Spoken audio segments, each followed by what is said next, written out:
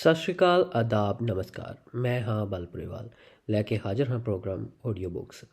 ਅੱਜ ਤੁਸੀਂ ਸੁਣੋਗੇ ਨਾਵਲਕਾਰ ਨਾਨਕ ਸਿੰਘ ਜੀ ਦਾ ਲਿਖਿਆ ਹੋਇਆ ਨਾਵਲ ਪਵਿੱਤਰ ਪਾਪੀ। ਅੱਜ ਅਸੀਂ ਇਸ ਦਾ ਚੌਥਾ ਭਾਗ ਸੁਣਾਂਗੇ। ਰਾਵਲਪਿੰਡੀ ਦੇ ਰਾਜਾ ਬਾਜ਼ਾਰ ਵਿੱਚ ਸਰਦਾਰ ਅਤਰ ਸਿੰਘ ਦੀ ਘੜੀਆਂ ਦੀ ਦੁਕਾਨ ਹੈ। ਪਰਚੂਨ ਤੋਂ ਛੁੱਟ ਥੋਕਮਾਲ ਵੀ ਸਾਰੀ ਪਿੰਡੀ ਵਿੱਚੋਂ ਕੇਵਲ ਉਸ ਪਾਸੋਂ ਹੀ ਮਿਲਦਾ ਹੈ। ਵੈਸਟ ਐਂਡ ਵਾਚ ਤੇ ਕਈ ਹੋਰ ਕੰਪਨੀਆਂ ਦਾ ਵੀ ਉਹ ਏਜੰਟ ਹੈ। ਹੋਰ ਦੇਵੀ ਦੇਵਤਿਆਂ ਵਾਂਗ ਲక్ష్ਮੀ ਦੇਵੀ ਵੀ ਉਸ ਉੱਤੇ ਨਿਹਾਲ ਹੁੰਦੀ ਹੈ, ਜਿਹੜਾ ਤਨ ਮਨ ਤੇ ਧਨ ਨਾਲ ਉਸ ਦੀ ਪੂਜਾ ਕਰੇ। ਅਤਰ ਸਿੰਘ ਵੀ ਇਸ ਦੇਵੀ ਦੇ ਦੂਜੇ ਪੁਜਾਰੀਆਂ ਵਿੱਚੋਂ ਇੱਕ ਬਹੁਤ ਵੱਡਾ ਪੁਜਾਰੀ ਹੈ। ਉਸ ਪਾਸ ਜਿਉਂ-ਜਿਉਂ ਦੌਲਤ ਵੱਧਦੀ ਜਾਂਦੀ ਹੈ, ਤਿਉਂ-ਤਿਉਂ ਉਸ ਦੀ ਪ੍ਰਾਪਤੀ ਲਈ ਉਹ ਹੋਰ ਅਧੀਰ ਹੋਈ ਜਾਂਦਾ ਹੈ। ਕੋਈ ਵੀ ਪੈਸਾ ਜਿਹੜਾ ਉਸ ਦੀ ਜੇਬ ਵਿੱਚੋਂ ਨਿਕਲਦਾ ਏ, ਮਾਨੋ ਉਸ ਦੇ ਦਿਲ ਨੂੰ ਚੀਰ ਕੇ ਨਿਕਲਦਾ ਏ। ਉਸ ਦੀ ਆਪਣੀ ਜ਼ਿੰਦਗੀ ਵਿੱਚ ਉਸਨੇ ਦੋ ਹੀ ਥਾਵਾਂ ਵੇਖੀਆਂ ਹਨ, ਇੱਕ ਹੱਟੀ ਤੇ ਰਾਤੀ ਘਰ। ਬਸ ਦੋਹਾਂ ਤੋਂ ਛੁੱਟ ਕਿਸੇ ਹੋਰ ਥਾਂ ਦਾ ਤਾਂ ਉਸਨੂੰ ਵਾਹ ਵਾਸਤਾ ਹੀ ਨਹੀਂ। ਉਸਨੂੰ ਕਦੀ ਵੀ ਕਿਸੇ ਨੇ ਗੁਰਦੁਆਰੇ ਜਾਂ ਕਿਸੇ ਹੋਰ ਜਲਸੇ ਵਿੱਚ ਜਾਂਦਿਆਂ ਤਾਂ ਕਦੀ ਵੇਖਿਆ ਹੀ ਨਹੀਂ। ਇਸ ਦਾ ਇੱਕ ਨਹੀਂ ਸਗੋਂ ਦੋ ਕਾਰਨ ਹਨ। ਇੱਕ ਤਾਂ ਕੰਮਕਾਰ ਦੇ ਹੱਥੋਂ ਹੀ ਉਸ ਕੋ ਨਿਕਲਿਆ ਨਹੀਂ ਜਾਂਦਾ, ਤੇ ਦੂਜਾ ਸਰੀਰ ਪੱਖੋਂ ਵੀ। ਉਸ ਦਾ ਸਰੀਰ ਵੀ ਇੰਨਾ ਭਾਰਾ ਹੈ ਕਿ ਹੱਟੀ ਤੋਂ ਉੱਠ ਕੇ ਘਰ ਤੱਕ ਜਾਣਾ ਵੀ ਉਹਦੇ ਲਈ ਬੜਾ ਔਖਾ ਹੈ। ਪਹਿਲ ਤਾਂ ਜਦੋਂ ਉਸ ਦਾ ਘਰ ਥੋੜ੍ਹਾ ਦੁਰਾਡਾ ਸੀ, ਉਸ ਨੂੰ ਬੜੀ ਮੁਸ਼ਕਿਲ ਉਠਾਉਣੀ ਪੈਂਦੀ ਸੀ। ਤੁਰ ਕੇ ਜਾਣਾ ਤੇ ਤੁਰ ਕੇ ਆਉਣਾ। ਤੁਰ ਕੇ ਜਾਣੋ ਤਾਂ ਉਂਝ ਹੀ ਉਹ ਆਤੁਰ ਸੀ, ਤੇ ਟਾਂਗੇ ਵਾਲਾ ਉਸ ਨੂੰ ਕੋਈ ਲਿਜਾਣ ਲਈ ਤਿਆਰ ਨਹੀਂ ਸੀ। ਜੇ ਕੋਈ ਲਾਲਚੀ ਕੋਚਵਾਨ ਮੰਨ ਵੀ ਜਾਂਦਾ ਤਾਂ ਸਲਾਮ ਟਾਂਗੇ ਦਾ ਕਿਰਾਇਆ ਪੂਰੇ 8 ਆਨੇ ਮੰਗਦਾ। ਤੇ ਇਹ ਜੋ ਅਤਰ ਸਿੰਘ ਲਈ ਮਹਿੰਗੇ ਤੋਂ ਛੁੱਟ ਬਿਲਕੁਲ ਨਾਕਾਬਲੇ ਬਰਦਾਸ਼ਤ ਸੀ। ਰੋਜ਼ਾਨਾ ਧੇਲਾ ਜਾਣ ਤੇ ਧੇਲਾ ਆਉਣ, ਮੋਇਆ ਭੰਗ ਦੇ ਪਹਾੜੇ 1 ਰੁਪਇਆ ਰੋਜ਼ ਬਰਬਾਦ ਕਰਨਾ, ਪੂਰੇ 30 ਰੁਪਏ ਮਹੀਨਾ ਤੇ 360 ਰੁਪਏ ਸਾਲਾਨਾ। ਨਾ ਬਾਬਾ ਨਾ, ਇਹ ਤਾਂ ਉਸਦੇ ਵੱਸ ਦੀ ਗੱਲ ਨਹੀਂ ਸੀ। ਤੇ ਆਖਿਰ ਇਸ ਲਾਚਾਰੀ ਦਾ ਉਸਨੇ ਇੱਕ ਹੱਲ ਲੱਭਿਆ। ਦੁਕਾਨ ਦੇ ਉੱਤੇ ਹੀ ਇੱਕ ਚੁਬਾਰੇ ਵਿੱਚ ਟੱਬਰ ਨੂੰ ਲਿਆ ਰੱਖਿਆ।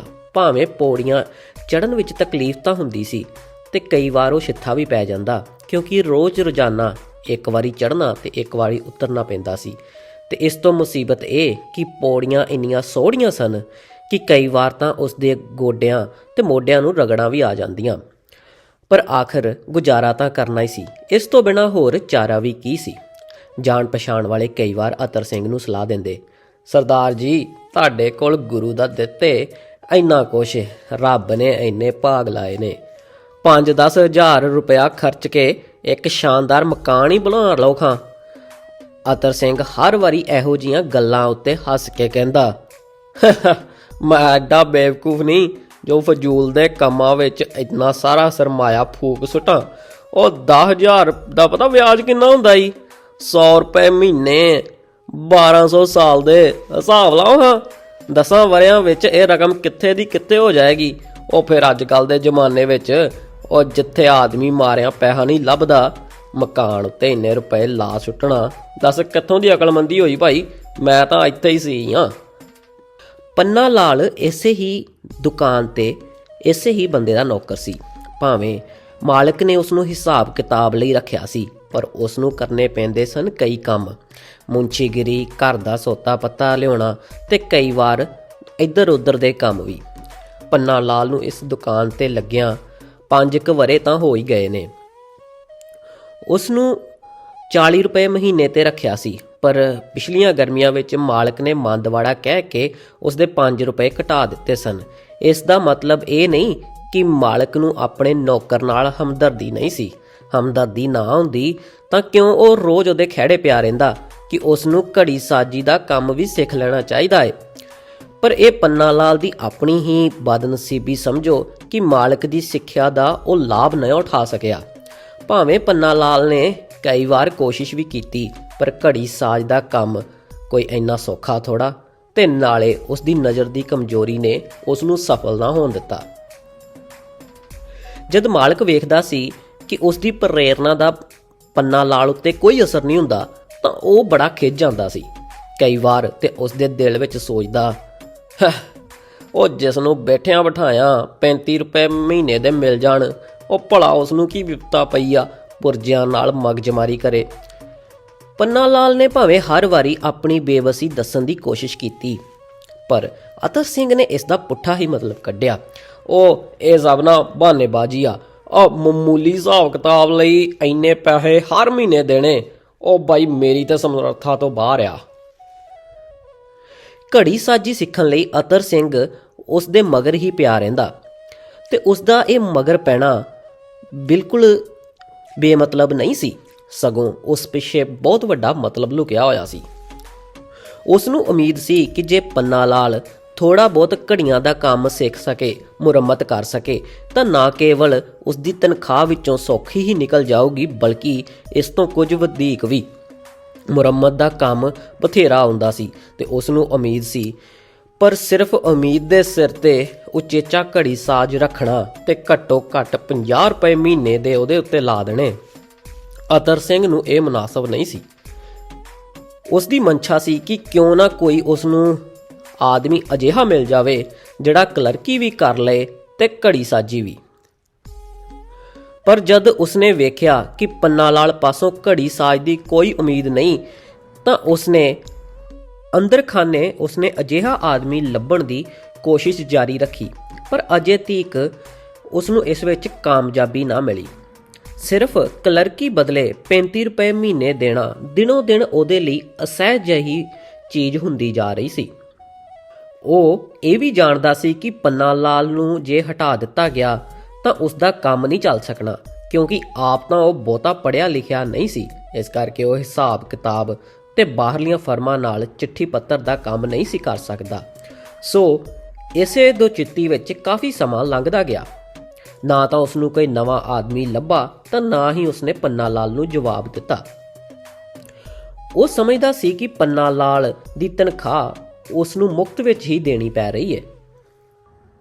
ਸਾਰੀ ਰਾਤ ਪੰਨਾ ਲਾਲ ਨੇ ਅੱਖਾਂ ਵਿੱਚ ਬਿਤਾਈ। ਇਸ ਰਾਤ ਵਾਂਗ ਵੀ ਉਸ ਦੀ ਜ਼ਿੰਦਗੀ ਹਨੇਰੇ ਵਿੱਚ ਚਾਰੋਂ ਪਾਸਿਓਂ ਡੁੱਬੀ ਲੱਗਦੀ ਸੀ। ਚਿੱਠੀ ਦਾ ਇੱਕ ਇੱਕ ਵਾਕ ਜਿਉਂ-ਜਿਉਂ ਉਸ ਨੂੰ ਮੌਤ ਦੇ ਵੱਖਰੇ ਵੱਖਰੇ ਪਰਛਾਵੇਂ ਦਿਖਾਉਂਦਾ ਪਿਆ ਸੀ, ਉਸ ਨੂੰ ਆਪਣਾ ਦਿਲ ਘਟਦਾ ਮਾਲੂਮ ਹੁੰਦਾ ਪਿਆ ਸੀ। ਪਾਸੇ ਪਰਤਦਿਆਂ ਹੋਇਆ ਉਹ ਉਸ ਚਿੱਠੀ ਦੀਆਂ ਸਤਰਾਂ ਆਪਣੇ ਦਿਲ ਵਿੱਚ ਦੁਹਰਾਈ ਜਾਂਦਾ ਸੀ। ਸਾਡਾ ਲੜਕਾ ਹਲੇ ਵਿਆਹ ਕਰਵਾਉਣ ਲਈ ਰਜਾਮੰਦ ਨਹੀਂ। ਜੇ ਤੁਹਾਨੂੰ ਬਹੁਤੀ ਜਲਦੀ ਆ ਤਾਂ ਆਪਣੀ ਲੜਕੀ ਦਾ ਸਾਕ ਕਿਤੇ ਹੋਰ ਕਰ ਦਿਓ। ਉਹ ਸੋਚਦਾ ਵੀ ਭਲਾ ਜੇ ਲੜਕਾ ਹਲੇ ਵਿਆਹ ਲਈ ਰਜਾਮੰਦ ਨਹੀਂ ਜਾਂ ਨਹੀਂ ਕਰਾਉਣਾ ਚਾਹੁੰਦਾ ਹਲੇ, ਤਾਂ ਇਹ ਤਾਂ ਮਾਮੂਲੀ ਜੀ ਗੱਲ ਏ। ਸਾਡੀ ਕੁੜੀ ਕਿਹੜਾ ਬੁੱਢ ਬੜੇਸ ਹੋ ਗਈ ਏ, ਅਸੀਂ ਵੀ 2-4 ਹੋਰ ਵਰੇ ਉਡੀਕ ਕਰ ਸਕਦੇ ਹਾਂ। ਪਰ ਉਹਨਾਂ ਦਾ ਇਹ ਲਿਖਣਾ ਕਿ ਜੇ ਤੁਹਾਨੂੰ ਜਲਦੀ ਏ, ਇਹਦਾ ਮਤਲਬ ਤਾਂ ਸਾਫ਼ ਏ ਕਿ ਸਾਕ ਲੈਣੋਂ ਇਨਕਾਰੀ ਨੇ। ਕੀ ਇਸ ਦਾ ਇਹ ਮਤਲਬ ਆ ਕਿ ਹੁਣ ਅਸੀਂ ਉਹਨਾਂ ਦੀ ਬਰਾਬਰੀ ਨਹੀਂ ਕਰ ਰਹੇ? ਤਾਂ ਜੇ ਮੈਂ ਪਹਿਲਾਂ ਵਰਗੀ ਹਾਲਤ ਵਿੱਚ ਹੁੰਦਾ ਤਾਂ ਕੀ ਉਹ ਇਸ ਤਰ੍ਹਾਂ ਦਾ ਖੱਤ ਲਿਖਦੇ? ਫਿਰ ਕੀ ਹੁਣ ਕੀ ਕੀਤਾ ਜਾਵੇ? ਜਿਉਂ ਹੀ ਲੋਕਾਂ ਨੂੰ ਪਤਾ ਲੱਗੇਗਾ ਕਿ ਮੇਰੀ ਲੜਕੀ ਦਾ ਸਾਕ ਛੁੱਟ ਗਿਆ ਏ, ਕਿਤੇ ਖਲੋਣ ਜੋਗਾ ਨਹੀਂ ਰਵਾਂਗਾ, ਕਿਸੇ ਦੇ ਸਾਹਮਣੇ ਮੂੰਹ ਦੇਣ ਜੋਗਾ ਨਹੀਂ ਰਵਾਂਗਾ। ਉਧਰ ਕਰਜ਼ੇ ਦੀ ਪੰਡ ਦਿਨੋਂ ਦਿਨ ਭਾਰੀ ਹੁੰਦੀ ਜਾ ਰਹੀ ਏ। ਰੱਬ ਨਾ ਕਰੇ ਜੇ ਮਾਇਆ ਨੂੰ ਕਿਸੇ ਤਰ੍ਹਾਂ ਪਤਾ ਲੱਗ ਗਿਆ ਕਿ ਅਸੀਂ 2,500-3 ਹਜ਼ਾਰ ਦੇ ਕਰਜ਼ਾਈ ਹਾਂ, ਤਾਂ ਉਹਦਾ ਕੀ ਹਾਲ ਹੋਵੇਗਾ? ਇਸ ਤੋਂ ਬਾਅਦ ਦੂਜੀ ਲੜਕੀ ਤਿਆਰ ਖੜੀ ਏ, 2-4 ਵਰਿਆਂ ਨੂੰ ਉਹ ਵੀ ਸਿਰ ਚੜ ਜਾਏਗੀ। ਆਖਰ ਕੀ ਬਣੇਗਾ? ਕਿਸ ਤਰ੍ਹਾਂ ਬੇੜਾ ਬੰਨੇ ਲੱਗੇਗਾ ਮੇਰਾ ਹੁਣ? ਵੱਡੇ ਵੇਲੇ ਜਦ ਪੰਨਾ ਲਾਲ ਉੱਠਿਆ ਤਾਂ ਉਸ ਨੂੰ ਜਾਪਦਾ ਸੀ ਕਿ ਜਿਵੇਂ ਉਸ ਵਿੱਚ ਮੰਜੇ ਤੋਂ ਉੱਠਣ ਜੋਗਾ ਸਾਹ ਸੱਤ ਬਾਕੀ ਨਹੀਂ ਰਹਿ ਗਿਆ। ਉਸ ਲਈ ਸਾਰੀ ਦੁਨੀਆ ਹਨੇਰਾ ਤੇ ਨਿਰਾ ਘੁੱਪ ਹਨੇਰਾ ਜਾਪਦੀ ਸੀ। ਅੱਖਾਂ ਬੰਦ ਕਰਦਾ ਤਾਂ ਵੀ ਹਨੇਰਾ, ਅੱਖਾਂ ਖੋਲ੍ਹਦਾ ਤਾਂ ਵੀ ਹਨੇਰਾ। ਘਰ ਦੀਆਂ ਕੰਧਾਂ ਜਿਵੇਂ ਉਸ ਨੂੰ ਮੂੰਹ ਪਾੜ ਕੇ ਖਾਣ ਲਈ ਨਿਗਲਣ ਨੂੰ ਫਿਰਦੀਆਂ ਸਨ। ਇੱਕ ਵਾਰ ਤਾਂ ਉਸ ਨੂੰ ਖਿਆਲ ਆਇਆ, ਕਿਉਂ ਨਾ ਘਰ ਛੱਡ ਕੇ ਕਿਤੇ ਬਾਹਰ ਨਿਕਲ ਜਾਵਾਂ, ਨਾ ਰਹੇਗਾ ਬਾਂਸ ਤੇ ਨਾ ਵੱਜੇਗੀ ਬਾਂਸਰੀ। ਪਰ ਜਿਉਂ ਹੀ ਉਸ ਨੂੰ 4 ਨਿੱਕੀਆਂ ਜਿੰਦਾਂ ਤੇ ਮਾਸੂਮ ਸਾਥਣ ਦਾ ਖਿਆਲ ਆਉਂਦਾ, ਉਸ ਨੂੰ ਆਪਣੇ ਆਪ ਤੋਂ ਨਫ਼ਰਤ ਹੋਣ ਲੱਗ ਪੈਂਦੀ ਕਿ ਇਹਨਾਂ ਜੀਆਂ ਨੂੰ ਮੈਂ ਇਸ ਲਈ ਦੁਨੀਆ 'ਤੇ ਲਿਆਂਦਾ ਸੀ ਕਿ ਮਾਇਆ ਨੂੰ ਉਸਦੇ ਮਾਪਿਆਂ ਨੇ ਇਸ ਲਈ ਮੇਰੇ ਲੜ ਲਾ ਕੇ ਤੋਰਿਆ ਸੀ। ਨਹੀਂ, ਇਹ ਜ਼ੁਲਮ ਏ, ਇਹ ਪਾਪ ਏ, ਇਹ ਵਿਸ਼ਵਾਸਘਾਤ ਏ। ਤੇ ਫਿਰ ਤੇ ਫਿਰ ਕੀ ਕੀਤਾ ਜਾਵੇ। ਇਸ ਵੇਲੇ ਹੱਥ ਵਿੱਚ ਮਸਾਲੇ ਦੀ ਲੰਮੀ ਕੰਘੀ ਫੜੀ ਆਪਣੇ ਕੇਸਾਂ ਵਿੱਚ ਮਾਰਦੀ ਹੋਈ ਵੀਣਾ ਉਸਦੇ ਸਾਹਮਣੇ ਆ ਕੇ ਬੋਲੀ, ਪਾਪਾ ਜੀ ਤੁਸਾਂ ਉੱਠਣਾ ਨਹੀਂ ਅੱਜ? ਵੇਖੋ ਤਾਂ ਸਹੀ ਬਾਹਰ ਕਿੱਡੀਆਂ ਧੁੱਪਾਂ ਚੜੀਆਂ ਹੋਈਆਂ ਨੇ। ਪੰਨਾ ਲਾਲ ਨੇ ਅਰਮਾਨ ਭਰੀ ਨਜ਼ਰ ਨਾਲ ਇਸ ਕੁਦਰਤ ਦੇ ਮਾਸੂਮ ਜਿਹੇ ਖਿਡੌਣੇ ਵੱਲ ਤੱਕਿਆ ਤੇ ਫਿਰ ਸੋਚਣ ਲੱਗਾ, ਚੰਗਾ ਹੁੰਦਾ ਜੇ ਕਿਆਮਤ ਤੱਕ ਮੈਂ ਉੱਠਦਾ ਹੀ ਨਾ। ਤੇ ਉਹ ਉੱਠ ਕੇ ਕੋਠੇ ਤੇ ਚਲਾ ਗਿਆ। ਇੱਧਰ ਵੀਣਾ ਨੂੰ ਵੀ ਉਸ ਚਿੱਠੀ ਦਾ ਖਿਆਲ ਆ ਗਿਆ। ਉਹ ਇੱਕ ਵਾਰ ਤਾਂ ਸਹਿਮੀ ਹੋਈ ਹੀਰਨੀ ਵਾਂਗ ਇੱਧਰ ਉੱਧਰ ਤੱਕੀ, ਫਿਰ ਝਟਪਟ ਉਸ ਦਾ ਗੋਰਾ ਸੁਬੱਕ ਹੱਥ ਕੰਬਦਾ ਹੋਇਆ ਟੰਗੇ ਹੋਏ ਕੋਟ ਦੀ ਜੇਬ ਤੱਕ ਅੱਪੜਿਆ। ਚਿੱਠੀ ਕੱਢਣ ਤੋਂ ਬਾਅਦ ਉਸਨੇ ਇੱਕ ਵਾਰ ਬੂਹੇ ਵੱਲ ਤੱਕਿਆ ਤਾਂ ਫਿਰ ਕਾਲੀ ਕਾਲੀ ਚਿੱਠੀ ਦੀਆਂ ਸਤਰਾਂ ਉੱਤੇ ਨਜ਼ਰ ਫੇਰਨ ਲੱਗੀ। ਪੜ੍ਹਦਿਆਂ ਪੜ੍ਹਦਿਆਂ ਉਸ ਦਾ ਰੰਗ ਫੱਕ ਹੋ ਗਿਆ। ਉਸ ਦੀਆਂ ਚਮਕਦੀਆਂ ਅੱਖਾਂ ਇੱਕ ਵਾਰ ਲੰਮੀਆਂ ਝਿਮਕਣੀਆਂ ਦੀਆਂ ਛਾਂ ਹੇਠਾਂ ਢੱਕੀਆਂ ਗਈਆਂ। ਉਸਨੇ ਛੇਤੀ ਨਾਲ ਕਾਰਡ ਮੁੜ ਕੇ ਜੇਬ ਵਿੱਚ ਪਾ ਦਿੱਤਾ ਤੇ ਕਮਰਿਓਂ ਬਾਹਰ ਨਿਕਲ ਗਈ। ਮੂੰਹ ਹੱਥ ਧੋ ਕੇ ਪੰਨਾ ਲਾਲ ਵੀ ਕੰਮ ਤੇ ਜਾਣ ਲਈ ਤਿਆਰ ਹੋ ਗਿਆ ਸੀ ਤਾਂ ਮਾਇਆ ਨੇ ਉਸ ਨੂੰ ਰੋਕ ਕੇ ਪੁੱਛਿਆ, ਫਿਰ ਕੀ ਸੋਚਿਆ ਜੇ? ਪੰਨਾ ਲਾਲ ਨੇ ਉੱਤਰ ਵਿੱਚ ਕੁਝ ਕਹਿਣ ਲਈ ਜ਼ੁਬਾਨ ਤਾਂ ਖੋਲ੍ਹਣੀ ਚਾਹੀ, ਪਰ ਕੋਸ਼ਿਸ਼ ਕਰਨ ਤੇ ਵੀ ਉਹ ਕੁਝ ਬੋਲ ਨਾ ਸਕਿਆ। ਪ੍ਰਸ਼ਨ ਹੀ ਕੁਝ ਇਹੋ ਜਿਹਾ ਸੀ ਜਿਸ ਦਾ ਉੱਤਰ ਸ਼ਾਇਦ ਉਸ ਕੋਲ ਅੱਜ ਨਹੀਂ ਸੀ। ਪਤੀ ਦੀ ਚੁੱਪ ਨੂੰ ਵੇਖ ਕੇ ਮਾਇਆ ਘਾਬਰ ਗਈ। ਘਬਰਾਈ ਹੋਈ ਤਾਂ ਉਹ ਕੱਲ੍ਹ ਰਾਤ ਦੀ ਸੀ, ਪਰ ਪੰਨਾ ਲਾਲ ਦੀ ਇਸ ਬੇਉੱਤਰ ਤੱਕਣੀ ਨੇ ਜਿਵੇਂ ਮਾਇਆ ਦੀ ਰੂਹ ਹੀ ਕੱਢ ਲਈ। ਇਹ ਜਾਣਦੀ ਹੋਈ ਵੀ ਕਿ ਉਸ ਦੇ ਪ੍ਰਸ਼ਨ ਦਾ ਉੱਤਰ ਨਾ ਤਾਂ ਪੰਨਾ ਲਾਲ ਕੋਲ ਹੈ ਤੇ ਨਾ ਹੀ ਇਸ ਦੁਨੀਆ ਦੇ ਕਿਸੇ ਤਖਤ ਉੱਤੇ ਕਿਸੇ ਹੋਰ ਕੋਲ। ਉਹ ਆਪਣੇ ਪ੍ਰਸ਼ਨ ਨੂੰ ਫਿਰ ਦੁਹਰਾਉਂਦੀ ਹੋਈ ਪੰਨਾ ਲਾਲ ਕੋ ਪੁੱਛਣ ਲੱਗੀ, ਇਸ ਤਰ੍ਹਾਂ ਢੇਰੀ ਢਾਹ ਕੇ ਕੀ ਬਣਨਾ ਜੇ? ਕੋਈ ਨਾ ਕੋਈ ਤਾਂ ਹੱਲ ਕੱਢਣਾ ਹੀ ਪਵੇਗਾ ਨਾ। ਮਾਇਆ ਨੇ ਇਹ ਵਾਕ ਬੜੇ ਦ੍ਰਿੜ ਸਨ। ਉਹ ਆਪਣੇ ਆਪ ਕਿਸੇ ਨਤੀਜੇ ਤੇ ਪਹੁੰਚਣਾ ਚਾਹੁੰਦੀ ਸੀ। ਮੈਂ ਕੀ ਦੱਸਾਂ, ਪੰਨਾ ਲਾਲ ਪਾਸਿਓਂ ਇਸ ਤੋਂ ਵੱਧ ਕੁਝ ਨਾ ਬੋਲਿਆ ਗਿਆ। ਤੁਸੀਂ ਮੇਰੀ ਸਲਾਹ ਮੰਨੋ, ਆਪਾਂ ਇਉਂ ਕਰਦੇ। ਮਾਇਆ ਨੇ ਬੜੇ ਠਰਮੇ ਵਿੱਚ ਕਹਿਣਾ ਸ਼ੁਰੂ ਕੀਤਾ, ਜਿਹੜਾ ਮਾਸਾ ਮੋਟਾ ਗਹਿਣਾ ਵੱਟਾ ਹੈ ਨਾ ਮੇਰੇ ਕੋਲ, ਉਹ ਵੇਚ ਸੁੱਟੋ। 300-400 ਤਾਂ ਵਟਿਆ ਹੀ ਜਾਵੇਗਾ, ਬਾਕੀ ਕੁਝ ਸਰਦਾਰ ਨੂੰ ਆਖ ਵੇਖੋ ਹਾਂ 200-400 ਦੀ ਮਦਦ ਕਰ ਦੇਵੇ। ਉਹ ਜਾਣੇ ਔਖੇ ਸੌਖੇ ਹੋ ਕੇ 20 ਰੁਪਏ ਵਿੱਚ ਗੁਜ਼ਾਰਾ ਕਰ ਲਾਂਗੇ। 15 ਰੁਪਏ ਮਹੀਨੇ ਤਨਖਾਹ ਵਿੱਚੋਂ ਕਟਾਈ ਜਾਣਾ, ਤੇ ਜੇ ਥੋੜ੍ਹਾ ਬਹੁਤਾ ਹੋਰ ਬਚ ਵੀ ਜਾਵੇਗਾ ਤਾਂ ਮੈਂ ਕਿਤੋਂ ਨਾ ਕਿਤੋਂ ਪੂਰਾ ਕਰ ਲਵਾਂਗੀ। ਸੂਲ ਤੇ ਉਹਨਾਂ ਨੂੰ ਇਸੇ ਗੱਲ ਦਾ ਹੀ ਹੈ ਨਾ ਕਿ ਭੁੱਖੇ ਹੋ ਗਏ ਨੇ, ਖਬਰੇ ਦਾਜ ਵਿੱਚ ਕੁਝ ਦੇਣ ਜਾਂ ਨਾ। ਉਪਰੋਕਤ ਵਾਕ ਮਾਇਆ ਦੇ ਸਨ, ਜਿਹੜੀ ਕੱਲ੍ਹ ਰਾਤੀ ਕਹਿ ਰਹੀ ਸੀ ਕਿ ਮੁੰਡਿਆਂ ਦਾ ਕਾਲ ਥੋੜ੍ਹੀ ਪੈ ਗਿਆ ਏ, ਇੱਕ ਦਰ ਬੱਧਾ 100 ਦਰ ਖੁੱਲ੍ਹੇ। ਪਰ ਇਸ ਵੇਲੇ ਉਹ ਉਹਨਾਂ ਹੀ ਕੁੜਮਾਂ ਨੂੰ ਕਿਸੇ ਨਾ ਕਿਸੇ ਤਰ੍ਹਾਂ ਵਰਚਾਉਣ ਲਈ ਸਭ ਕੁਝ ਕਰ ਗੁਜ਼ਰਨਾ ਚਾਹੁੰਦੀ ਸੀ। ਪੰਨਾ ਲਾਲ ਨੂੰ ਮਾਇਆ ਦੀ ਇਹ ਤਰਵੀਜ ਕੁਝ ਨਾ ਕੁਝ ਜੱਚ ਗਈ। ਉਸ ਨੂੰ ਆਪਣੇ ਨਿਰਾਸ਼ ਜੀਵਨ ਵਿੱਚ ਇੱਕ ਆਸ ਦਾ ਨਿੱਕਾ ਜਿਹਾ ਟਿਮਕਣਾ ਦਿਖਾਈ ਦਿੱਤਾ ਤੇ ਉਹ ਬੋਲਿਆ, ਜੇ ਫਿਰ ਵੀ ਨਾ ਮੰਨੇ ਤਾਂ? ਕਿਉਂ ਨਾ ਮੰਨਣਗੇ? ਮੈਂ ਖੁਦ ਮਨਾ ਲਵਾਂਗੀ, ਮੈਂ ਖੁਦ ਜਾ ਕੇ ਗੱਲ ਕਰ ਲਵਾਂਗੀ, ਤੁਸੀਂ ਇੰਨਾ ਕਰੋ ਤਾਂ ਸਹੀ। ਪਰ ਜੇ ਸਰਦਾਰ ਨੇ ਜਵਾਬ ਦੇ ਦਿੱਤਾ ਤੇ ਫਿਰ? ਪੰਨਾ ਲਾਲ ਨੇ ਢਿੰਡੇ ਦਿਲ ਨਾਲ ਇਹ ਮਾਇਆ ਨੂੰ ਕਿਹਾ। ਉਹ ਤੁਸੀਂ ਕੋਸ਼ਿਸ਼ ਤਾਂ ਕਰੋ। ਮਾਇਆ ਨੇ ਰੋਹ ਵਿੱਚ ਆ ਕੇ ਕਿਹਾ, ਪਹਿਲਾਂ ਹੀ ਨੰਨਾ ਪਾ ਦਿੰਦੇ ਹੋ ਹਰ ਗੱਲ ਵਿੱਚ। ਜਵਾਬ ਕਿਉਂ ਦੇਏਗਾ? 5 ਵਰ੍ਹੇ ਨੌਕਰੀ ਕੀਤੀ ਏ, ਕਦੀ 1 ਪੈਸੇ ਦੀ ਖਨਾਮੀ ਨਹੀਂ ਸਾਡੇ ਕੋਲੋਂ ਹੋਈ। ਜਿਸ ਨਾਲ 2 ਘੜੀਆਂ ਰਲ ਕੇ ਤੁਰ ਪਈਏ ਨਾ, ਉਹ ਵੀ ਅਗਲਾ ਰਾਹ ਭਾਲਦਾ ਏ। ਧੀਆਂ ਧਿਆਣੀਆਂ ਤਾਂ ਨਾਲੇ ਸਾਰਿਆਂ ਦੀਆਂ ਸਾਂਝੀਆਂ ਹੁੰਦੀਆਂ ਨੇ, ਉਹ ਜਰਾ ਮਿਹਨਤ ਖੁਸ਼ਾਮਤ ਕਰ ਦੇਣੀ ਕਿੱਡੀ ਕੁ ਗੱਲ ਏ। ਤੇ ਜੇ ਤੁਹਾਡੇ ਆਖੇ ਨਾ ਮੰਨੇਗਾ ਤਾਂ ਮੈਂ ਆਪ ਸਰਦਾਰਨੀ ਦੇ ਘਰ ਚਲੀ ਜਾਵਾਂਗੀ। ਪੰਨਾ ਲਾਲ ਦੇ ਦਿਲ ਵਿੱਚ ਕੁਝ ਧੀਰਜ ਹੋਇਆ ਤੇ ਕੁਝ ਹੌਸਲਾ ਵੀ। ਉਸ ਦੇ ਨਾਲ ਹੀ ਉਸ ਦੇ ਕਦਮਾਂ ਨੇ ਰਵਾਨਗੀ ਫੜੀ ਤੇ ਉਹ ਦੁਕਾਨ ਵੱਲ ਨੂੰ ਤੁਰ ਪਿਆ। ਸਾਰੇ ਹੀ ਰਾਹ ਵਿੱਚ ਉਹ ਇਹਨਾਂ ਹੀ ਗੋਤਿਆਂ ਵਿੱਚ ਡੁੱਬਦਾ ਤੇ ਤਰਦਾ ਰਿਹਾ। ਕਦੇ ਉਸ ਦੇ ਦਿਲ ਵਿੱਚ ਖਿਆਲ ਆਉਂਦਾ ਕਿ ਸਰਦਾਰ ਹੁਰੀ ਪੱਕਾ ਉਸ ਦੀ ਮਦਦ ਕਰ ਦੇਣਗੇ ਜਦੋਂ ਉਹ ਉਹਨਾਂ ਨੂੰ ਆਪਣੀ ਹਾਲਤ ਬਾਰੇ ਦੱਸੇਗਾ। ਉਹ ਆਪ ਵੀ ਤਾਂ ਬਾਲ ਬੱਚੇ ਵਾਲੇ ਨੇ, ਜ਼ਰੂਰ ਮੇਰੇ ਦੁੱਖ ਨੂੰ ਆਪਣਾ ਦੁੱਖ ਸਮਝਣਗੇ। ਪਰ ਕਦੇ ਉਸ ਨੂੰ ਖਿਆਲ ਆਉਂਦਾ ਕਿ ਜਿਹੜਾ ਆਦਮੀ ਇੰਨਾ ਕੰਜੂਸ ਹੋਵੇ, ਰੋਜ਼ 10-10 ਘੰਟੇ ਕੰਮ ਕਰਾ ਕੇ ਵੀ 35 ਰੁਪਏ ਮਹੀਨੇ ਦੇਣਾ ਉਸ ਨੂੰ ਬਹੁਤ ਵੱਡਾ ਅਹਿਸਾਨ ਜਾਪਦਾ ਹੋਵੇ, ਉਹ ਕਦੋਂ ਲੱਗਾ ਏ ਸੈਂਕੜੇ ਰੁਪਏ ਕੱਢ ਕੇ ਮੈਨੂੰ ਦੇਣ। ਇਸੇ ਤਰ੍ਹਾਂ ਕਦੇ ਡਿੱਗਦਾ ਧੌਂਦਾ ਤੇ ਕਦੇ ਉਸਰਦਾ ਪੰਨਾ ਲਾਲ ਦੁਕਾਨ ਦੇ ਨੇੜੇ ਜਾ ਪੁੱਜਾ। ਉਸ ਦਾ ਦਿਲ ਜ਼ੋਰ-ਜ਼ੋਰ ਨਾਲ ਧੜਕਣਾ ਸ਼ੁਰੂ ਹੋ ਗਿਆ। ਜਿੰਨੇ ਹੀ ਉਹ ਕਦਮ ਪੁੱਟਦਾ ਓਨੀ ਵਾਰ ਉਸ ਦਾ ਦਿਲ ਤੌਖਲੇ ਖਾਂਦਾ ਕਿ ਕੀ ਬਣੇਗਾ। ਸਰਦਾਰ ਮੰਨ ਜਾਵੇਗਾ? ਜੇ ਉਸਨੇ ਨਾ ਕਰ ਦਿੱਤੀ ਤੇ ਫਿਰ ਦੁਕਾਨ ਆ ਗਈ। ਸਰਦਾਰ ਅਤਰ ਸਿੰਘ ਆਪਣੇ ਗੌਤਮ ਤਕੀਏ ਨਾਲ ਢਾਸਣਾ ਲਾਈ ਬੈਠਾ ਸੀ। ਉਸ ਤੋਂ ਜਰਾ ਹਟ ਕੇ ਸ਼ੋਕੇਸ ਦੇ ਲਾਗੇ ਇੱਕ ਮਾੜਕੂ ਜਿਹਾ ਪਰ ਬੜੇ ਸੋਹਣੇ ਨੈਣਾ ਨਕਸ਼ਿਆਂ ਵਾਲਾ 20-22 ਵਰਿਆਂ ਦਾ ਗੱਭਰੂ ਗੋਡੇ ਦਿਲ ਨਾਲ ਲਾਈ ਪੈਰਾਂ ਭਾਰ ਬੈਠਾ। ਇਸ ਦੇ ਕੱਪੜੇ ਮੈਲੇ ਕੁਚੈਲੇ ਤੇ ਸਰੀਰ ਰੁਲਿਆ ਖੁਲਿਆ ਸੀ। ਕੱਲ੍ਹ ਦੀਆਂ ਕੁਝ ਚਿੱਠੀਆਂ ਦਾ ਉੱਤਰ ਦੇਣ ਵਾਲਾ ਸੀ ਜਿਹੜਾ ਪੰਨਾ ਲਾਲ ਮੁਕਾ ਨਹੀਂ ਸੀ ਸਕਿਆ। ਉੱਪਰੋਂ ਸਰਦਾਰਨੀ ਦਾ ਸੁਨੇਹਾ ਆ ਗਿਆ ਸੀ ਕਿ ਉਸ ਦੀ ਮੁੰਨੀ ਨੂੰ ਖਸਰਾ ਨਿਕਲਿਆ ਹੋਇਆ ਹੈ ਜਿਸ ਨੂੰ ਡਾਕਟਰ ਪਾਸ ਲੈ ਕੇ ਜਾਣਾ ਹੈ, ਜਿਸ ਕਰਕੇ ਪੰਨਾ ਲਾਲ ਨੂੰ ਇਹ ਕੰਮ ਅਧੂਰਾ ਹੀ ਛੱਡਣਾ ਪਿਆ ਸੀ। ਸਰਦਾਰ ਹੋਰਾਂ ਨੂੰ ਸਤਿ ਸ੍ਰੀ ਅਕਾਲ ਬੁਲਾਉਣ ਤੋਂ ਬਾਅਦ ਪੰਨਾ ਲਾਲ ਦੁਕਾਨ ਦੇ ਪਿਛਲੇ ਹਿੱਸੇ ਜਿੱਥੇ ਉਸ ਦਾ ਮੇਜ਼ ਸੀ ਜਾਣ ਲੱਗਾ ਤਾਂ ਕਿ ਕੱਲ੍ਹ ਵਾਲੀਆਂ ਚਿੱਠੀਆਂ ਦਾ ਡਾਕ ਵਿੱਚ ਉੱਤਰ ਭੇਜ ਸਕੇ। ਪਰ ਉਸ ਤੋਂ ਪਹਿਲਾਂ ਹੀ ਸਰਦਾਰ ਹੋਰਾਂ ਨੇ ਉਸ ਨੂੰ ਆਵਾਜ਼ ਦਿੱਤੀ, "ਉਹ ਪੰਨਾ ਲਾਲ, ਇੱਧਰ ਆਈ ਜਰਾ।" ਉਸ ਨੂੰ ਆਪਣੇ ਲਾਗੇ ਬਿਠਾ ਕੇ ਸਰਦਾਰ ਅਤਰ ਸਿੰਘ ਨੇ ਕਹਿਣਾ ਸ਼ੁਰੂ ਕੀਤਾ, "ਅੱਜ ਤਰੀਕ ਕੀ ਆ ਤੇ ਕਿੰਨੀ ਤਨਖਾਹ ਬਣਦੀ ਆ ਤੇਰੀ? ਹਿਸਾਬ ਕਰਕੇ ਦੱਸੀਆਂ ਜਰਾ।" ਇਸ ਅਜੀਬ ਪ੍ਰਸ਼ਨ ਨੂੰ ਸੁਣ ਕੇ ਪੰਨਾ ਲਾਲ ਹੱਕਾ ਬੱਕਾ ਰਹਿ ਗਿਆ। ਇਸ ਦਾ ਮਤਲਬ ਪੁੱਛਣ ਲਈ ਉਸ ਦੀ ਜ਼ੁਬਾਨ ਨੇ ਹਰਕਤ ਤਾਂ ਕਰਨੀ ਚਾਹੀ ਪਰ ਉਸ ਦੀ ਜ਼ੁਬਾਨ ਹਿੱਲ ਨਾ ਸਕੀ।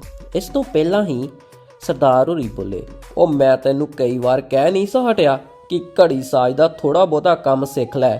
ਉਹ ਜੇ ਸਿੱਖ ਲੈਂਦਾ ਤਾਂ ਅੱਜ ਮੈਨੂੰ ਕਿਉਂ ਕਿਸੇ ਹੋਰ ਆਦਮੀ ਦਾ ਇੰਤਜ਼ਾਮ ਕਰਨਾ ਪੈਂਦਾ। ਉਹ ਇਹ ਆਦਮੀ ਘੜੀ ਸਾਜੀ ਵੀ ਜਾਣਦਾ ਈ ਤੇ ਤਾਲੀਮ ਵੀ ਇਹਦੀ BA ਤੱਕ ਹੀ। ਹੁਣ ਮੈਨੂੰ ਤੂੰ ਹੀ ਇਨਸਾਫ ਦੱਸ, BA ਪਾਸ ਕਿ 10ਵੀਂ ਫੇਲ? ਫਿਰ ਘੜੀ ਸਾਜ ਦਾ ਕੰਮ ਤਾਂ ਬਿਲਕੁਲ ਹੀ ਚਵਾਨੀ ਵਿੱਚ।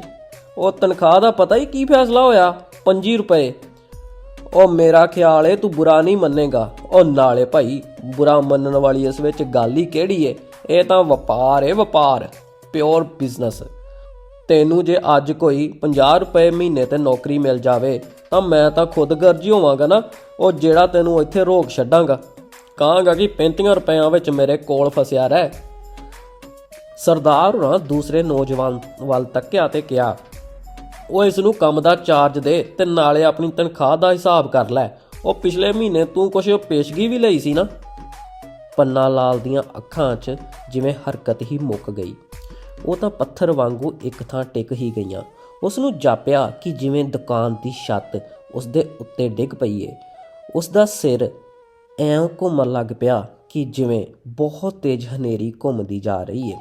ਉਸ ਨੇ ਸਿਰ ਫੇਰ ਕੇ ਉਸ ਗੱਭਰੂ ਵੱਲ ਤੱਕਿਆ ਤਾਂ ਫਿਰ ਆਪਣੇ ਮਾਲਕ ਵੱਲ ਵੀ। ਕੁਝ ਬੋਲਣ ਲਈ ਉਸ ਦੇ ਗਲੇ ਵਿੱਚ ਜ਼ੁਬਾਨ ਹਿੱਲਣੀ ਤਾਂ ਚਾਹੀ ਪਰ ਉਸ ਦੀ ਜ਼ੁਬਾਨ ਵਿੱਚ ਬਿਲਕੁਲ ਲਚਕ ਨਹੀਂ ਸੀ। ਇੱਕ ਵਾਰ ਤਾਂ ਉਹ ਉੱਠਣ ਲੱਗਾ ਪਰ ਫਿਰ ਬੈਠ ਗਿਆ ਕਿ ਕਿਤੇ ਉਸ ਨੂੰ ਚੱਕਰ ਹੀ ਨਾ ਆ ਜਾਵੇ।